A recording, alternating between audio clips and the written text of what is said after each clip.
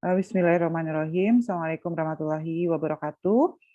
Bertemu kembali kita di mata kuliah manajemen produksi pangan dan horti ya. Jadi hari ini kita masuk dengan kuliah ke-14.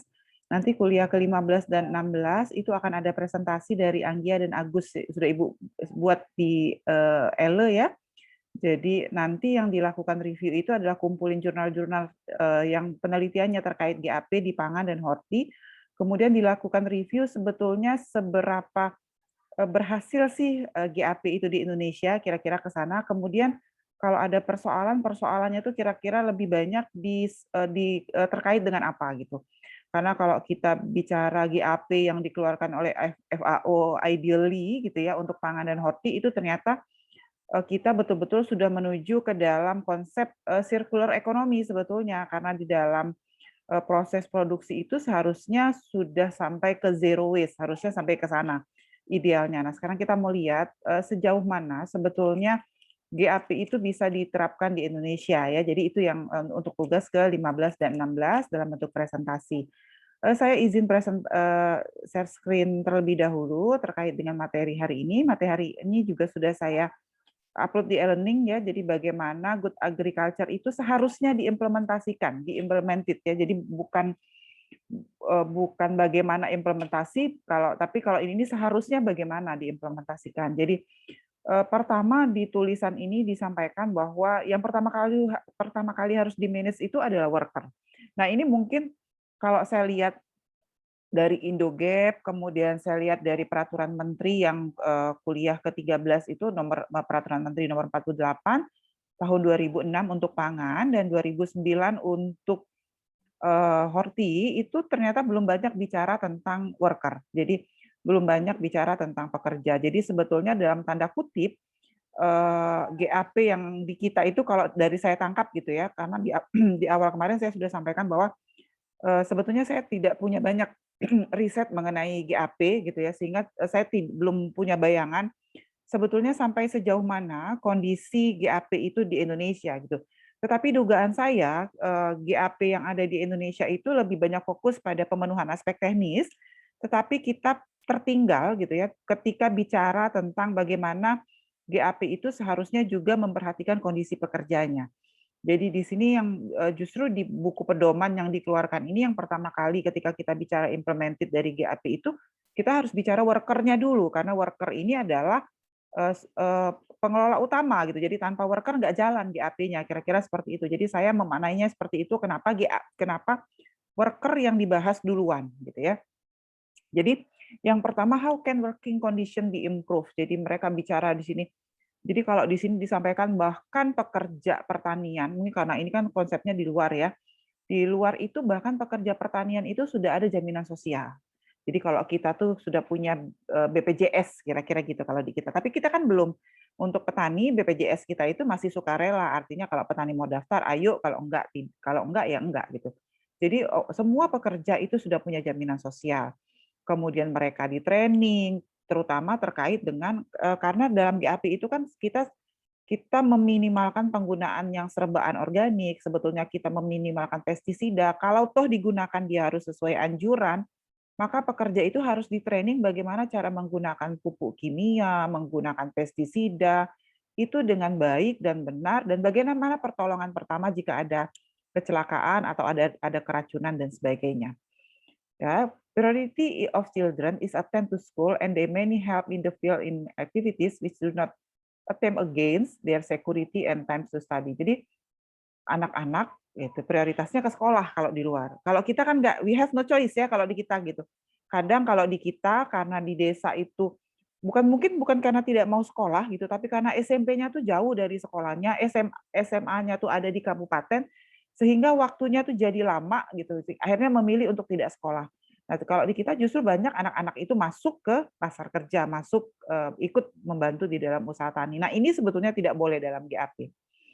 Nah, kemudian what service must be assured? Apa sih jasa-jasa yang harus diberikan? Jadi pertama tadi ya di lahan itu, nah ini juga kita masih jauh mungkin ya, makanya saya kalau dari nanti di jurnal itu kita kayaknya sih akan lebih banyak aspek teknis yang dibahas, tapi kita belum bicara tentang keselamatan pekerja. Jadi harus ada alat-alat pertolongan pertama, harus pakai sarung tangan, kalau dia nyemprot harus pakai kacamata, harus pakai masker, harus pakai sepatu yang ini, sepatu boots, bahkan ada ambulans di sana. Jadi betul-betul kesejahteraan, keselamatan pekerja itu dijamin ketika dia masuk ke sektor pertanian yang sudah menjalankan good agricultural practices, ya. Lalu, ini tadi ya, ini sama ya, worker should count with personal protection equipment, jadi harus dikasih personal, satu-satu dapat gitu, kira-kira gitu. Nah ini ya, semuanya lengkap kalau dia bahkan punya toilet sendiri gitu. Kalau kita mungkin kalau di pertanian, kalau di perkebunan sawit, milik, swasta, itu pemerintah gitu, itu kayaknya sudah ada fasilitas seperti ini di kebun. Tapi kalau sawit rakyat, karet rakyat itu kayaknya tidak nggak sampai kepikiran untuk menyiapkan toilet yang bersih, ada toilet paper, ada alat wash basin untuk cuci tangan, ada sabun, ada handuk, mungkin nggak sampai ke sana. Artinya kalau dari sisi pekerja, ini akan jadi salah satu review penting bagi kita, atau mungkin masukan buat Indogap, ketika Indogap akan betul-betul dalam tanda kutip, apa ya, menghasilkan produk-produk yang, memenuhi kriteria GAP. Ya, ini higienitas member ininya, bahkan harus mandi gitu ya. Jadi ketika selesai dari ini dia harus cuci tangan, dia harus mandi. Kalau dia ada ini nggak boleh, kalau dia batuk tuh nggak boleh langsung berhadapan dengan produk gitu. Sampai begitu gitu kalau kita mau bicara GAP dalam konteks yang sebenarnya. Nah, sekarang saya masuk dengan gaps in crops. Sebetulnya saya apa ya, selama beberapa minggu mencoba untuk menyusun materi terkait dengan GAP, saya memaknai sebetulnya prinsip-prinsip GAP yang ada di pangan dan crops itu mirip gitu ya. Karena jadi teknisnya sama, hanya komoditinya yang berbeda. Saya coba bandingkan antara peraturan pemerintah 48 tahun 2006, nomornya sama 2006-2009, itu ternyata isinya relatif sama. Jadi prinsipnya bahwa dalam GAP itu toward the green cultivation, kira-kira gitu. Jadi kita tuh menuju ke proses budidaya yang hijau gitu ya, yang kalau bisa, kalau toh harus menggunakan kimia harus sesuai anjuran gitu. Kemudian menyimpannya harus di tempat yang sesuai, tapi diusahakan segreen mungkin. Jadi artinya sudah mulai mengusahakan untuk mengurangi konten-konten anorganik di dalam proses produksi. Ya, jadi yang pertama ketika kita bicara which the place apa sih, di mana sih tempat yang baik untuk nanam, ya. Nah, ini yang dilakukan oleh Indogap yang pertama adalah sertifikasi lahan. Ya, jadi Indogap udah lakukan ini sertifikasi lahan. Jadi sertifikasi lahan itu gunanya untuk mengetahui lahan ini sejarahnya dulu tuh pernah ditanamin apa aja. Ya, jadi jadi bukan kalau di Indogap itu ada sertifikasi lahan kan di akhir kuliah minggu lalu kemarin saya sampaikan, tetapi bukan sertifikasi lahan dari dalam konteks kepemilikan kemudian lahannya jadi hak milik, bukan, tapi dalam konteks sejarah cerita lahan ini sebetulnya digunakan untuk apa, kemudian subur atau tidak, airnya dari mana, kemudian kemiringannya berapa. Sekarang kan kalau peraturan pemerintah kemiringan lebih dari 30 derajat itu nggak boleh ditanam, jadikan hutan lindung. Nah, itu kemiringan lahan, itu masuk sebagai kriteria. Jadi disinilah dasar inilah yang memunculkan Indogap mengeluarkan sertifikasi lahan. Jadi sekarang Dinas Pertanian Tanaman Pangan dan Hortikultura itu juga sudah ada bagian sertifikasi. Saya sebetulnya juga sudah coba kontak teman yang kebetulan kerja, jadi istilahnya auditor di GAP gitu ya. Nanti kalau misalnya beliau punya waktu bisa kita minta untuk sharing sampai sejauh mana sih pengalaman beliau gitu terkait dengan sertifikasi. Kita tidak boleh menanam di lahan yang mengandung bahan kimia. Artinya yang paling mudah, lahan yang paling banyak mengandung bahan kimia itu adalah tempat pembuangan sampah. Ya, jadi lahan bekas pembuangan sampah yang tidak diapa-apakan gitu ya, itu tidak boleh ditanami. Gitu ya. Kalau di Jepang, mereka bahkan untuk sampah ini sampah yang tidak bisa diolah sama sekali, itu sekarang dibangun pulau. Nah, itu ya. Jadi kemarin untuk Olimpiade 2021 itu Umi Hotaru Island. Jadi Umi Hotaru Island di Jepang itu dibangun dari tumpukan sampah sebetulnya. Jadi karena sampah itu betul-betul sampah yang tidak bisa sama sekali diolah, ditumpuk dan akhirnya jadi pulau.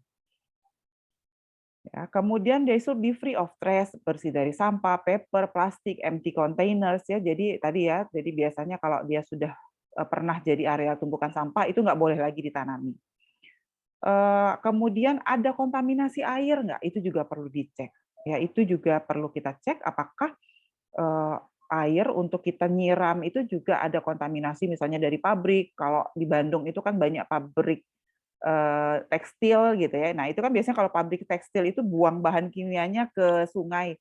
Kalau di kita itu saya agak khawatirnya di sepanjang, kan kalau di Tangga Buntung itu kan di sebelah sananya Sungai Musi ya. Nah, itu kemungkinan airnya nggak bisa dipakai lagi untuk pertanian karena orang nyelup apa namanya, nyelup jumputan dan sebagainya itu sisanya tuh buangnya ke sungai. Itu belum diperhatiin, belum ada yang merhatiin. Ya. Yang ketiga tadi ya ini hama ya, jadi hama, penyakit di area yang akan kita tanami. Kemudian cek kemungkinan sumber-sumber kontaminasi lain dari tetangga, mungkin punya kita gitu. Terus ternyata sebelahnya itu tetangga buang sampah kan gitu ya kadang-kadang. Kemudian signboard kasih tanda the place where the crop be planted with the number of the lot or name of crop. Jadi kasih ya ini standar ya. Jadi artinya kalau dia sudah oke, tanahnya sudah bersih, tidak ada kontaminasi dan sebagainya, kita kasih, kalau kita orang kita tuh ngomongnya kasih patok, kira-kira gitu. Kita patok gitu. Kemudian lahannya tanahnya mau diapain? Nah, jadi tadi kita sudah bicara ke kondisi sertifikatnya, tanahnya diapain? With the support of technician, analyze the type of soil and its depth for good growth of the root. Jadi harus dianalisis gitu kata kalau di sini disampaikan setelah tanahnya oke, bersih dari kontaminasi, kita lihat analisis kandungan bahan kimia tanahnya apa saja, sampai sejauh mana tanah itu bisa akarnya itu bisa menyentuh tanah gitu ya. Kemudian tadi the slope, kemiringan lahan juga harus diperhatikan. Kalau di kita maksimal 30 derajat. Jadi kalau lahan yang lebih dari 30 derajat itu sekarang sudah nggak boleh ditanami, tapi dijadikan lahan hutan. Kemudian perform di minimum possible tillage. Nah ini pengolahan lahan minimal. Jadi dikit aja ngolah lahannya, kira-kira gitu possible tillage itu. Jadi bahkan ada konsep tanpa olah tanah. Ya, jadi no tillage gitu. Kemudian avoid soil erosion and compression. Kita harus menghindarkan terjadinya apa namanya tuh erosi. Jadi lahannya rontok ke bawah gitu sehingga biasanya kalau ini udah sering kita lihat ya kalau di Jawa tuh kalau kita lihat sawah itu kan berundak-undak gitu ya. Itu gunanya untuk erosi tadi sebetulnya. Kemudian praktik ya, praktekkan tanam gitu ya. Jadi kalau kita mau nanam itu kalau bisa kata dia pakai rotasi. Jadi misalnya tahun pertama sayur, tahun kedua labu, tahun ketiga sayur lagi.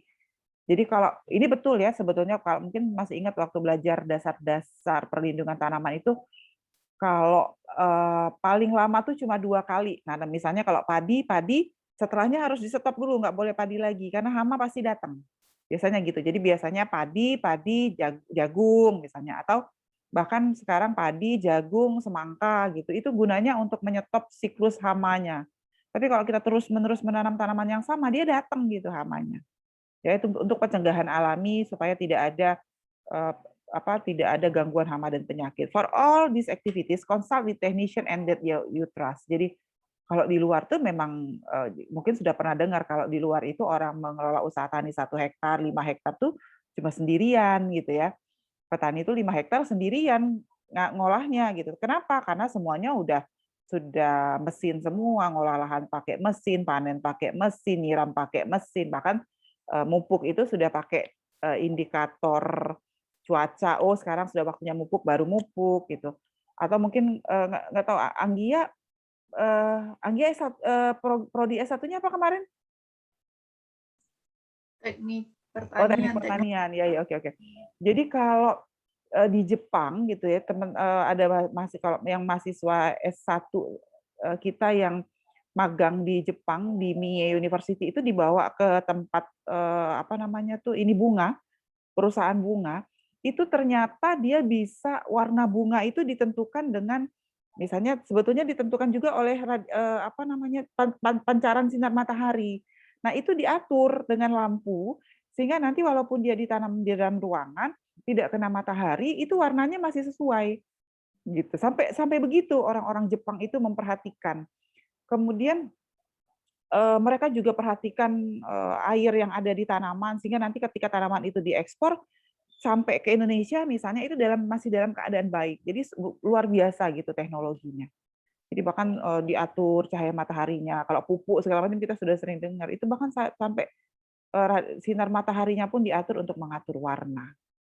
Jadi harus ada konsultan. Nah, ini kita juga masih miss ya. Jadi kita tuh kalau terkait dengan SDM, dalam tanda kutip mungkin kalau, kita sebut, technician, konsultan konsultan technician ini anggaplah kalau di kita ini penyuluh, kira-kira gitu. Ya, kalau di kita juga masih terbatas penyuluhnya gitu. Kalau di kita itu penyuluhnya kalau sekarang itu mungkin satu kecamatan satu gitu, itu juga masih, karena wilayah kerja penyuluhnya itu jauh-jauh, mungkin tidak efektif juga kerja penyuluhnya. Dan itu juga kalau saya baca sekilas, riset-riset terkait GAP, juga menjadi salah satu penghambat, untuk, teraplikasinya GAP. Kemudian, how can, crop be handled? Seleksi, kita harus seleksi, benih atau bibitnya gitu ya, jangan sampai nanti, ternyata, bibitnya tidak cocok. Kalau di kita itu mau nanam padi di daerah pasang surut itu harus yang tahan genangan gitu ya. Jadi beberapa dosen, Pak Rujito mungkin sudah menyampaikan, Pak Rujito kan, produk, benih yang tahan genangan, kalau Bu Susilawati itu produk menghasilkan benih, dia risetnya itu fokus pada benih-benih hortikultura yang tahan genangan, karena kita kan, lahannya pasang surut, lembak gitu. Jadi harus benih-benih yang adaptif. Lalu jika dibutuhkan, develop practices to eliminate pest, and disease. Jadi ini jika dibutuhkan, kadang-kadang benihnya tuh harus direndam air panas dulu, atau direndam pestisida bahkan ya, kadang-kadang kalau di kita tuh supaya dia tidak sakit gitu sebelum diletakkan di lahan. Oke. Lalu sampah, nah ini tadi install rabis, kita harus punya tempat pembuangan sampah. Nah ini nggak ada kalau di kita. Saya yakin ini nggak ada di pertanian kita.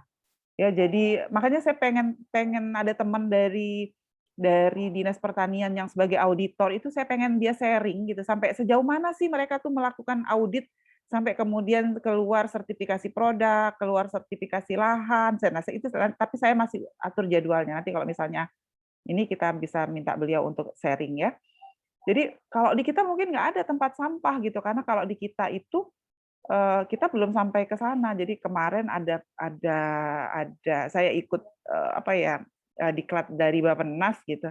Kemudian pembicaranya itu, bicaranya tentang sustain. Jadi bukan agripreneur gitu ya, bukan wirausaha entrepreneur, tapi sudah sustainpreneur dan socialpreneur. Nah, sudah gitu. Jadi kalau ngembangin usaha itu kata dia, harus, sustain gitu. Sustain itu dalam arti tidak merusak lingkungan, gitu. Nah, dari riset dia, jadi dia mengembangkan usaha itu dengan riset. Jadi kalau dia mau bikin, apa yang harus diolah tuh dia riset gitu dan, dari hasil riset dia itu dia mengatakan bahwa kalau orang kota itu perilakunya saat ini tentang sampah adalah yang penting sampahnya nggak ada di rumah dia. Itu orang kota. Jadi kalau orang kota yang penting nggak katik di rumah gitu. Jadi terserah sampahnya mau dibuang kemana, pokoknya di rumah aku sudah ada sampah. Itu kalau orang kota perilakunya saat ini. Kalau di desa, mereka masih berpikir tentang sampah, gitu ya. Artinya masih aware dengan sampah, tapi cara pengolahannya masih tidak higienis. Biasanya dia bakar, biasanya dia timbun. Nah, kalau yang ditimbun itu adalah bahan organik tidak jadi masalah, tapi kalau yang ditimbun itu adalah bahan-bahan plastik gitu ya, itu kan lama prosesnya sampai ribuan tahun. Nah, itu. Tapi dari sisi kesadaran bahwa sampah itu tidak boleh dibiarkan, kalau itu lebih baik pada orang desa gitu. Jadi kalau kita di kota tuh ya saya ngebayang diri saya sendiri, iya iya juga ya gitu ya. Kalau kita tuh kan yang penting sampahnya sudah dibuang di tempat sampah, terserah sampai tempat sampah mau diapain. Nah, kira-kira gitu kalau orang kota. Ya, kemudian kalau nanam itu kata dia harus pakai jarak tanam yang tepat ya. Jadi pastikan jarak tanamnya tepat supaya nanti pertumbuhannya baik. Kemudian transplant, select healthy seedling, and discharge the feeble ones or with sign or disease. Jadi maksud ini kalau di kita tuh namanya penyulaman. Kalau di pangan dan horti itu jadi kalau ada yang rusak itu kita ganti namanya kalau Indonesianya tuh penyulaman. Lalu use clean tools, jadi kita harus gunakan alat-alat yang bersih dan sudah didesinfeksi supaya nanti alat tanaman-tanaman yang lain juga tidak ikut terinfeksi. Protection of crop, jadi kalau pada saat benih dia dikasih naungan, bisa juga nanamnya di greenhouse ya, atau kalau toh ada greenhouse ada ventilasi. Tapi satu kali mereka selalu katakan consult with your technician. Ya, jadi selalu seperti itu gitu. Jadi GAP itu kita baru bisa in real GAP itu kalau kita punya consult technician gitu. Sementara di kita miss betul gitu consult technician ini ya ada sih ya, tapi belum maksimal. How can water be used and managed? Tadi sudah disampaikan, airnya juga di awal tadi bahwa nggak boleh kontaminasi. Analyze the water of the field. Jadi kita bahkan diminta untuk menganalisis apa bahan kimia yang ada di dalam air, dan ini saya yakin belum dilakukan. Yang mungkin kita sudah lakukan itu adalah kita mengecek apakah sumber airnya terkontaminasi atau tidak dengan menelusuri mungkin gitu ya. Oh, sepanjang sungai nggak ada pabrik, berarti bersih airnya. Hanya begitu, tapi kita tidak mengecek. Use the required amount of water for saving and care of the crop. Jadi airnya itu harus tersedia untuk ininya, untuk jangan sampai berlebihan. Kata dia ini tanamannya sampai layu karena berlebihan. Jadi harus pas sesuai dengan persyaratan airnya. Avoid the entry animals to the water source. Nah ini ya, nggak boleh sapinya mandi di sungai misalnya gitu. Kalau nanti kemudian sungainya akan disiramkan ke tanaman, tuh nggak boleh. Do not perform application and agrochemical preparation near the water source. Kita nggak boleh nyiapin mau nyemprot pakai bahan kimia atau mau mupuk itu di dekat air justru. Sampai begitu gitu ya. Kemudian how much water and irrigated is used.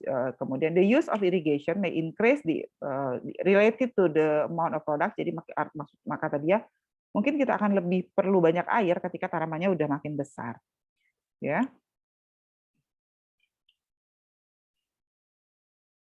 Nah tuh, sewage waters must never be used for irrigation. Air-air yang mengandung sampah tuh sebetulnya nggak boleh gitu dipakai.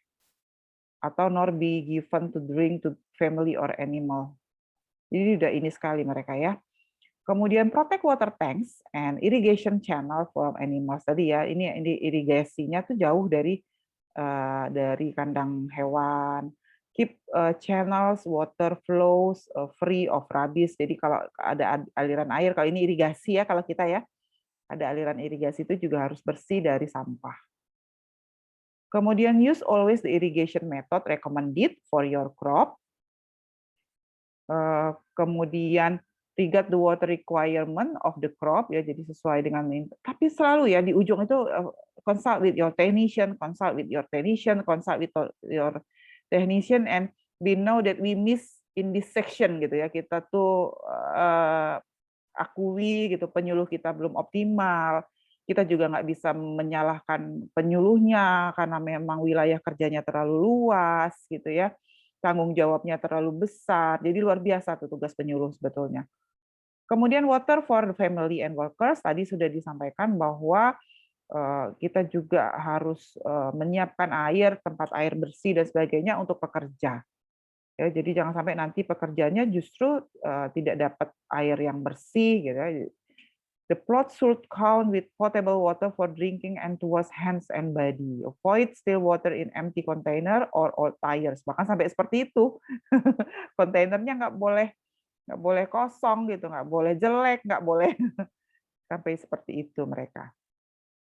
Kemudian how much agrochemical be used? Gimana kalau kita gunakan bahan kimia? Ya, katanya kenalin dulu, jangan sampai tiba-tiba langsung pakai bahan kimia tanpa tahu ini jenis hamanya apa sih. Ya, jangan sampai nanti salah kalau kata sakit perut tapi dikasihnya obat pusing kira-kira gitu. Jadi harus betul-betul tahu dulu gitu kalau memang memerlukan, oh ternyata ada ulat gitu. Kalau sekarang kalau di kita tuh kita nggak pakai pestisida tapi pakai pestisida nabati ya. Misalnya dikasih daun serai jahe dihancurin airnya terus disemprotin itu bisa juga sebagai pestisida.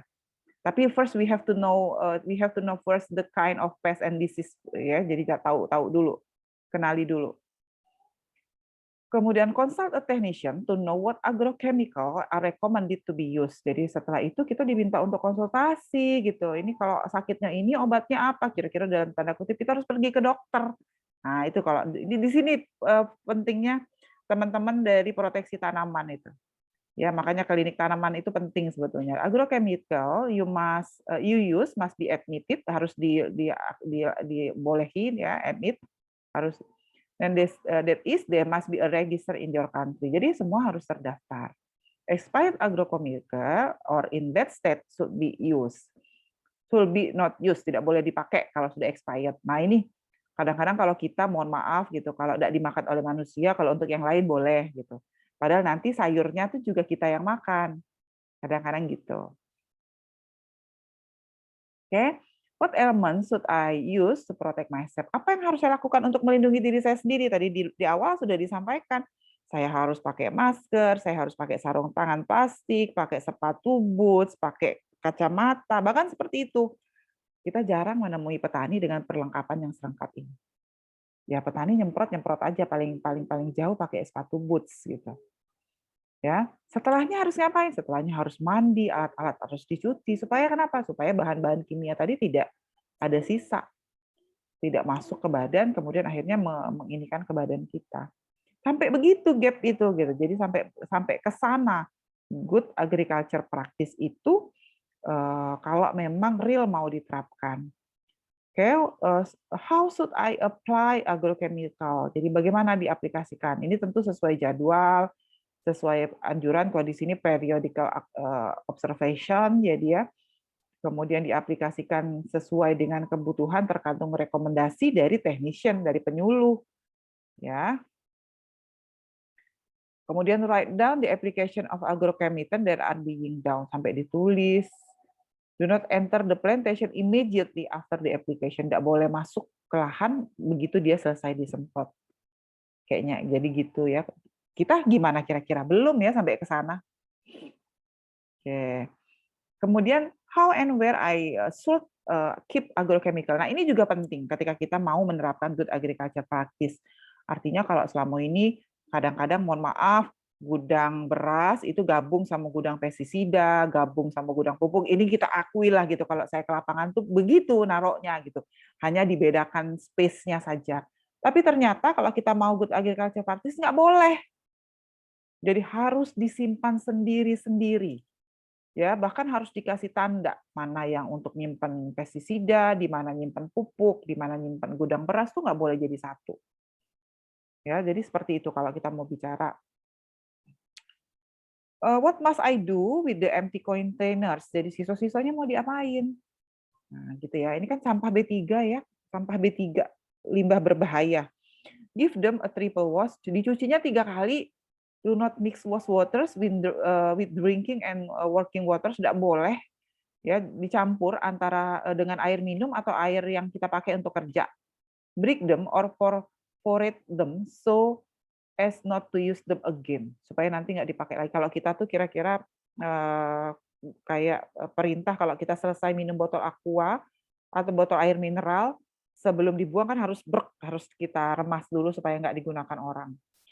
Keep them in a closed bags to deliver them to the reception center of containers. Harus dibuang ke tempat sampah resmi. Kira-kira gitu. Nah, di desa ada nggak tempat sampah resmi?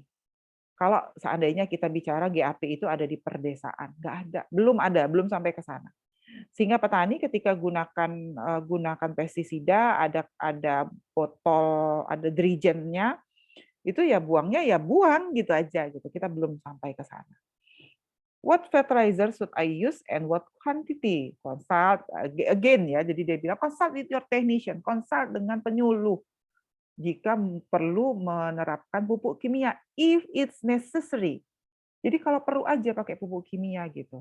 Or if it's possible to use only organic manure. Jadi kalau bisa pakai organik baik, pakai pupuk kandang. Kira-kira gitu. Consult with the technician to know what fertilizer and what quantity is recommended for your crop. Jadi sampai begitu di luar itu. Jadi kalau kita mau pupuk tuh, kita harus terutama pupuk kimia, kita harus minta rekomendasi dulu dari technician atau penyuluh. How must I apply fertilizer? Apply only those required. Jadi sesuai anjuran, nggak boleh lebih-lebih, gitu ya. Kalau saya baru nyelesain laporan riset saya yang tahun ini, itu saya melihat, menganalisis efisiensi, penggunaan faktor produksi di lahan pasang surut untuk padi. Kemudian lahannya saya bedain tuh, ada lahan tipe A, sebetulnya ada kalau kita bagi ada 4 di pasang surut tuh, lahan tipe A, B, C, dan D. A dan B ini, berbeda ya, tapi agak mirip lah, maksudnya dia lebih dekat ke laut gitu, sehingga lebih sering tergenang, tapi C, D itu agak naik ke atas sehingga dia jarang tergenang. Nah, ternyata perilakunya berbeda. Untuk lahan yang tergenang ini, karena dia sering tergenang, dia mupuknya tuh ya ya, betul-betul luar biasa gitu, banyak sekali dia mupuk, karena mungkin karena petani berpikir karena dia tergenang itu kan gampang tercuci. Jadi, akhirnya kalau untuk lahan tipe A ini, rekomendasi pupuk yang saya keluarkan itu harus dikurangi sekian gitu. Pupuk pestisida tuh harus dikurangi, tetapi untuk C, D ini karena dia lahannya cenderung kering, tidak tergenang sepanjang tahun, dia, mupuknya sedikit gitu, karena dia pikir pupuknya tuh pasti sampai langsung ke tanaman, justru harus ditambah. Nah, ini harus penting juga gitu ketika kita mupuk menjadi salah satu pertimbangan, how much I apply fertilizer. Eee,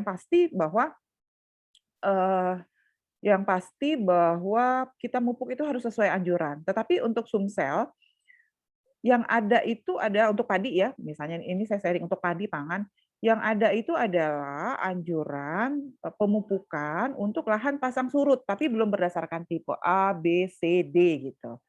Jadi nggak ada kita tuh kebutuhan lahan, kalau tipe A tuh lahan kebutuhan pupuknya sekian, B itu sekian tuh belum ada. Nah, ternyata hasil riset saya tahun itu ini menarik karena, oh ternyata beda loh lahan 2 lahan ini, yang satunya justru sudah kebanyakan dipakainya, yang satunya justru terlalu sedikit, gitu. Nah, ini nanti bisa jadi rekomendasi bahwa harusnya spesifik gitu pemerintah itu ngasih lahannya. Roda, sekali lagi kalau kita mau aplikasi pupuk sama kayak tadi ya chemical, kita diminta untuk menuliskan gitu. Dosisnya berapa, nama pupuknya apa, alat yang dipakai apa gitu. Jadi very detail gitu ya. How and where should I keep fertilizer? Sama kayak tadi, jadi kita harus pisahkan dari yang lain, gudang fertilizer sendiri, bahan kimia sendiri, gudang bahan sendiri, dan this place must be locked, secure, cool, and ventilated. Nah, jadi banyak sekali gitu yang harus dipenuhi ketika kita mau GAP implemented. How should organic matter be used? Analyze if it's possible to use manner of animal or plant origin if your field. Nah, ini menarik. Jadi kita bisa masuk katanya kita bisa bikin pupuk kandang ya, bikin pupuk organik itu dari kotoran hewan atau dari sisa-sisa makanan. Nah, ini yang belum banyak dilakukan. Kesadaran untuk mengolah sampah-sampah sisa pertanian itu menjadi sampah organik itu belum sampai ke sana kita. Kemudian jadi bukan hanya kotoran hewan, sebetulnya sampah-sampah sisa pertanian itu juga bisa diolah, sisa batangnya, kalau kita nanam cabe, selesai cabenya dipanen kan, batang-batang cabenya itu sebetulnya bisa dijadiin pupuk organik juga. Nah, itu belum. Ya, jadi banyak sebetulnya prospek-prospek riset, prospek-prospek usaha yang bisa dibangun. What type of manner should I apply and how should I do? Kali sekali, use only stabilized manner. Jadi kalau mau bikin pupuk kandang atau pupuk organik itu kata dia, pupuk kandang atau organiknya itu harus yang sudah masak ya, kira-kira kalau di kita tuh kan ada pupuk pupuk, pupuk kandang itu kalau dia masih baru tuh kan kalau dia langsung dipupukin ke tanaman, matilah tanamannya gitu kan. Jadi dia harus stabil, harus karena panas kan masih. Use only manner with a previous composting treatment. Jadi sudah di-composting, sudah jadi kompos. Always apply organic manner before planting the crop. Nah, ini sudah dilakukan di kita kalau ini. Jadi sebelum nanam awal sekali itu kasih pupuk organik dulu lahannya. Biasanya gitu. Write down the application being, jadi kemudian ditulis aplikasinya apa. Kalau ini mahasiswa S1 agribisnis yang kalau sekarang kalau S1 agribisnis itu PL-nya disuruh nanem. Kalau di Layo itu. Jadi mereka nanam. Jadi supaya anak agribisnis juga tahu budidaya, mereka nanam. Jadi pertama kali setelah tillage, setelah ngolah lahan, mereka biasanya kasih pupuk kandang dulu.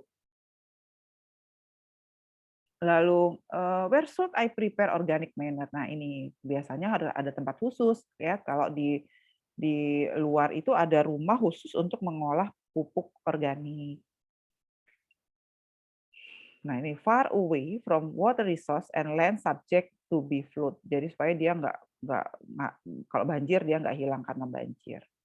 Animals in the fields, work animals, jadi verified with the technician that the animals will work are healthy. Jadi kita harus yakin tidak hanya tanamannya yang sehat, tapi kalau kita mau gunakan menggunakan hewan untuk di lahan pertanian kita tuh, kita harus yakin juga hewan-hewan itu sehat.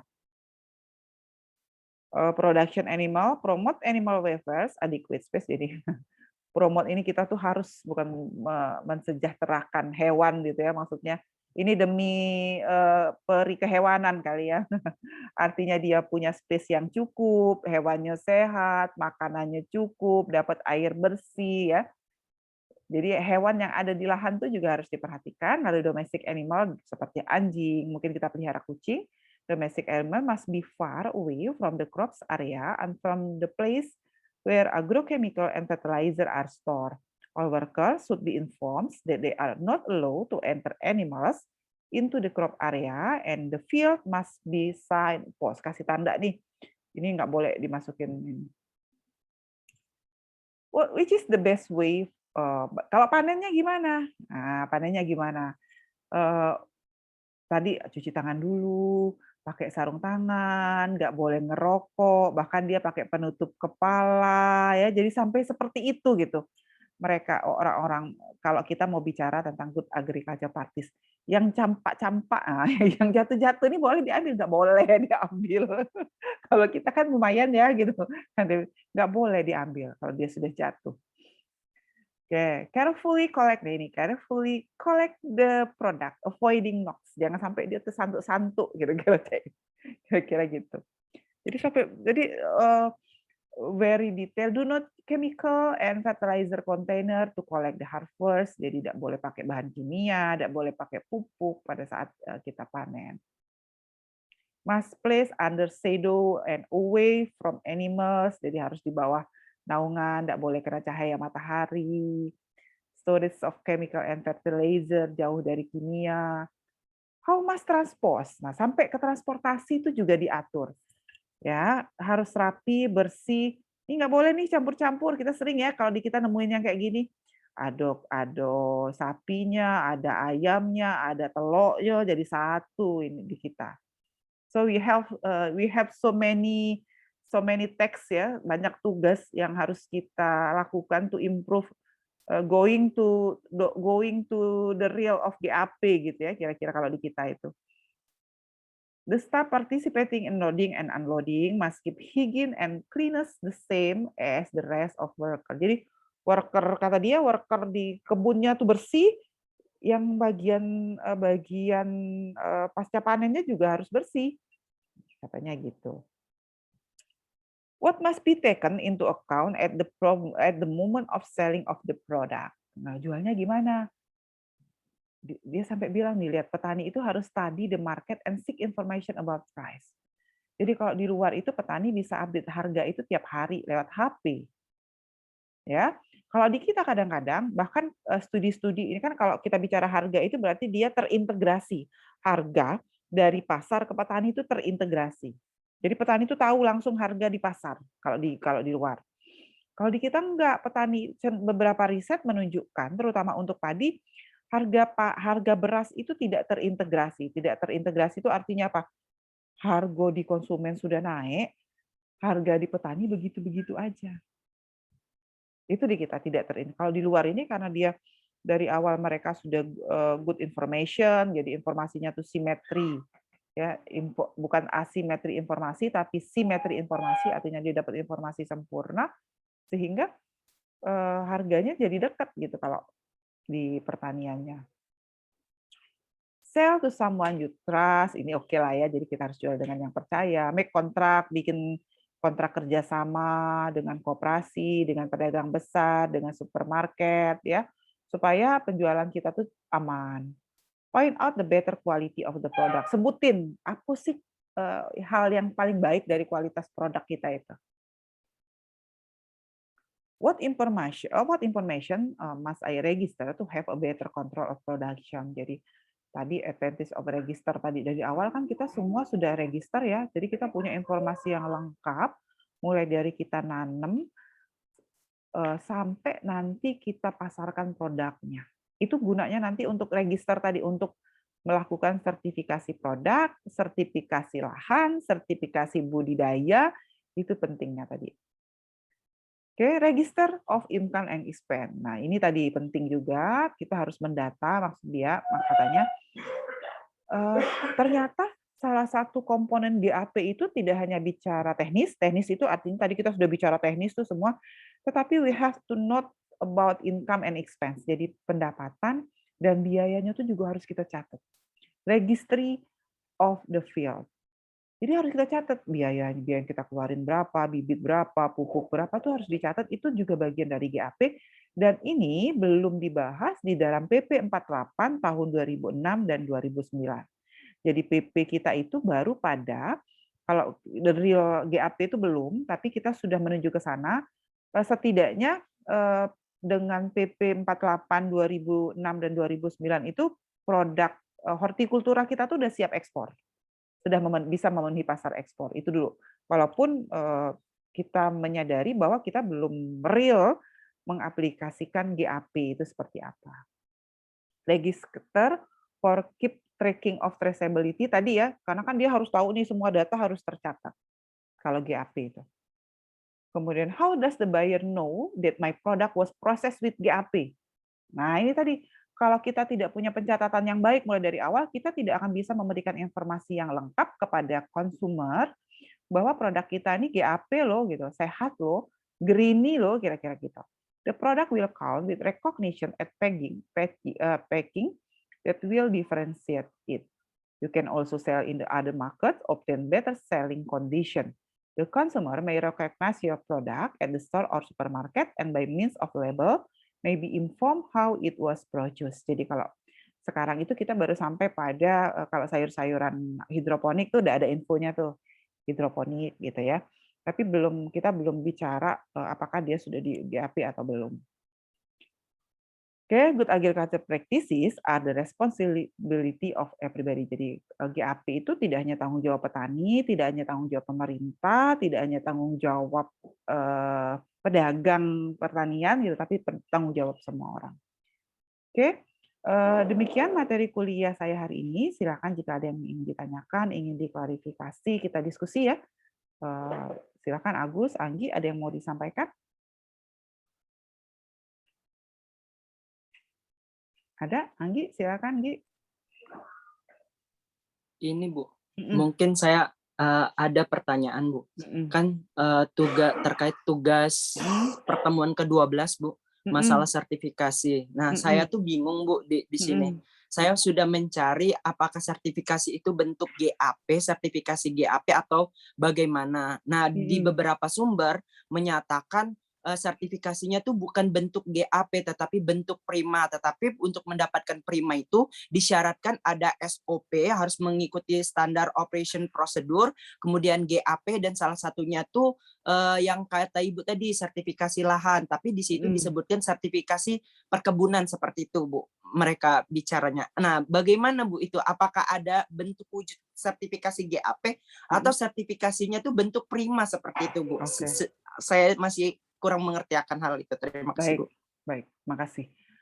Kan tadi saya sampaikan ketika kita bicara GAP itu there are so many things that we have to considerate gitu ya. Jadi ada banyak sekali yang harus kita pertimbangkan menuju ke GAP dan tentu buat Indonesia itu akan sulit bagi petani-petani kita. Sehingga kita harus bikin sedikit relaksasi gitu kira-kira gitu. Jangan sampai nanti seolah-olah kita tidak menerapkan GAP gitu. Maka kita buatlah bukan versi lain ya, maksudnya versi sederhana dari GAP yang 5 prima tadi. Jadi hanya ini, tapi tidak semua terpenuhi. Jadi yang mana dulu nih? Tentu pemerintah kalau mau di GAP sesuai dengan yang tadi, nggak ada yang dapat, tidak akan ada petani di Indonesia yang dapat sertifikat GAP. Kalau di kelapa sawit itu namanya Rispro sama ISPO, nggak ada yang petani yang dapat ISPO dan Rispro nantinya gitu. Karena itu kita harus relaksasi aturan GAP tadi, supaya nanti petani tetap dapat sertifikat menuju ke sana. Jadi tapi dengan indikator-indikator yang kira-kira bisa terpenuhi.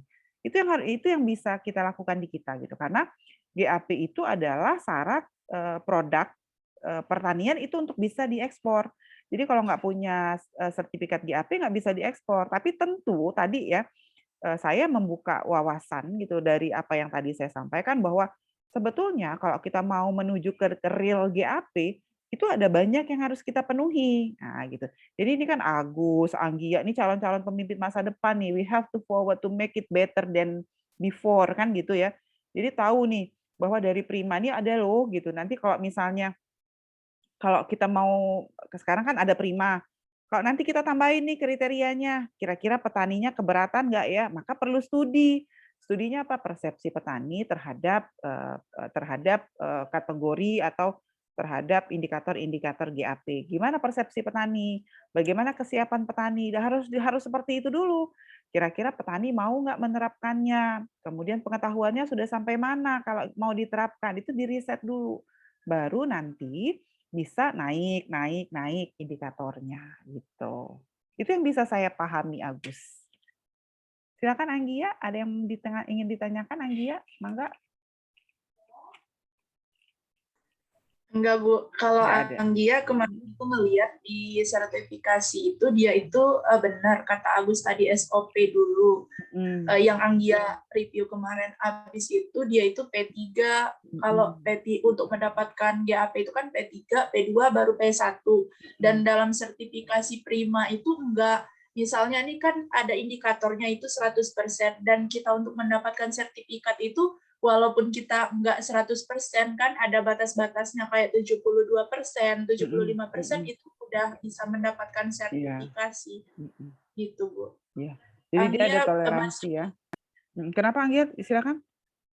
Ya masih baca-baca juga sih, Bu, karena beberapa studi kasus itu di Indonesia itu dia itu belum ke good manufaktur, dia itu kayak baru di GAP-nya aja, belum sampai yang lebih lanjut, dan sertifikat primanya itu dia itu mendekati batas yang ditentukan, belum melebihi gitu. Dan untuk yang di desa-desa yang di individu yang perorangan dan permasalahannya itu juga kalau sertifikasi di Indonesia itu lahannya itu kan lebih kecil ya, Bu. Jadi perorangan itu maksimalnya itu sampai 2 hektar kan petani itu, sedangkan kalau di luar itu kan mereka mengelola sampai 5 hektar ke atas gitu. Itu sih problematika yang di GAP itu. Oke. Ya, jadi saya setuju. Karena itu mungkin nanti saya sudah coba atur jadwal. Nanti mungkin kita akan tapi saya atur jadwalnya dulu. Misalnya Anggia sama Agus mau, ada teman saya gitu yang tugasnya sebagai auditor yang kayak ginilah, auditor di Indogap gitu yang melakukan sertifikasi. Mungkin nanti dia bisa sharing gitu, terutama kalau kayak Anggia terkait teknis produksinya gitu ya, pasca panen dan sebagainya. Kalau kayak sama ya, Agus juga sebetulnya nanti arahnya juga ke pasca panennya kayak apa, sudah sampai sejauh mana Indogap itu melakukan review gitu terhadap produk-produk pertanian yang ada di kita gitu. Ya semoga nanti jadwalnya cocok. Nanti mungkin sekitar 1 jam lah kita bisa kuliah nambah pengetahuan dari praktisi kira-kira gitu. Oke, ada lagi Agus, Anggia silakan. Bu, kan minggu depan itu pertemuan 14 ya, Bu. Terus Anggia learning itu bagian Anggia yang presentasi. Itu untuk materinya itu studi kasus yang ada di Indonesia atau boleh studi kasus yang dari luar. Kemudian untuk batasan studi kasusnya itu kayak kita membandingkan atau bagaimana, Bu? Iya. Oke, baik. Jadi gini, sebetulnya saya ingin tahu dari hasil, jadi kita review riset-riset yang berkaitan dengan sejauh mana GAP itu aplikasinya di Indonesia, seperti itu. Tetapi kalau misalnya dalam konteks review itu ternyata kita perlu membandingkan dengan yang dari luar, ya silakan saja, nggak apa-apa. Jadi misalnya nih kalau di luar tuh indikatornya ini, terus hasilnya begini. Kalau di kita tuh baru ini, hasil riset A seperti ini, B seperti ini, kemudian kendalanya di sini. Kalau di luar tuh kendalanya sudah di aspek mana. Nah, itu boleh silakan. Jadi silakan lakukan eksplorasi ini mungkin gitu. Jadi saya bebaskan lah ya kira-kira. Kayak gitu. Pakai PPT aja kalau menurut saya. Ya, jadi karena kita akan presentasi dalam bentuk PPT. Oke? Ada lagi? Agus, Anggia? Kalau tidak ada, mungkin saya tutup kuliahnya sampai di sini. Terima kasih atas perhatiannya. Salam sehat selalu. Insya Allah kita kembali minggu depan bertemu. Alhamdulillah. Wassalamualaikum warahmatullahi wabarakatuh. Waalaikumsalam warahmatullahi wabarakatuh.